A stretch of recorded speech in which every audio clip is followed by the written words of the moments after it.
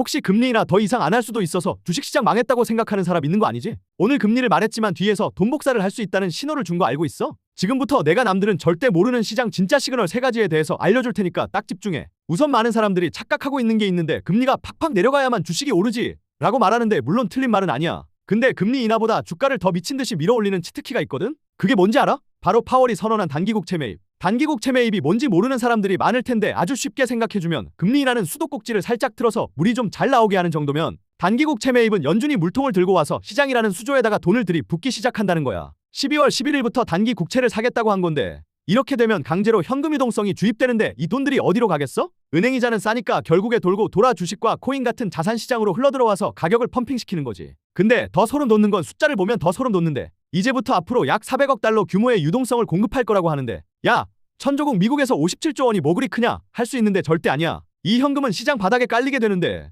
이걸 보고 매수 대기자금이라고 하는데 주식이 떨어지려고 하면 이 돈이 방석처럼 받쳐주는 효과를 일으키는 거야. 쉽게 말하면 넘어지려고 하면 다시 일으켜주는 아빠 같은 존재인 거지. 근데 더 중요한 포인트는 이런 단기 유동성은 회전이 빨라서 엔비디아, 테슬라 같은 성장주나 비트코인 같은 자산에 가장 먼저 반응을 하는데 내가 볼 땐 이제 파월이 그만둘 때가 되니까 우리에게 윙크를 날린 거야. 내가 뒤에서 돈다발 들고 받쳐줄 테니까 너네는 쫄지 말고 투자해라고 말이지. 이제 금리 인하 안 하면 주식이 떨어진다는 고정관념은 버려야 할 때가 온 거야. 지금 시장은 주식쟁이들이 평생을 기다려온 골디락스 구간에 진입한 건데 골디락스는 뜨겁지도 차갑지도 않은 가장 완벽한 상태를 말하는데 왜 이렇게 말을 할까? 간단히 생각하면 연준이 금리를 왜 못 내린다고 생각해? 경기가 나빠서? 절대 아니야. 오늘 나온 성명문에는 경제는 튼튼하고 인플레이션 전망은 안정적이라고 했어. 이제 금리를 내리지 않는 건 경기가 너무 좋아서 내리지 않는 거야. 기업들은 돈 잘 벌고 고용이 짱짱하니까 금리를 급하게 내릴 필요가 없는 거지. 이게 바로 완벽한 골디락스라는 거야. 그리고 이것만 보고 불장이 온다고? 아니 이것만 있는 게 아니고 사람들이 매번 트럼프 때문에 머리 아파한 관세 문제가 사실상 해소됐다고 봐. 더 이상 오르지 않고 트럼프가 강하게 지르고 협상한다는 방식이라는 게 이제 알게 됐으니까 악재가 더 이상 악재가 아닌 순간 그건 바로 기회가 되는 거지.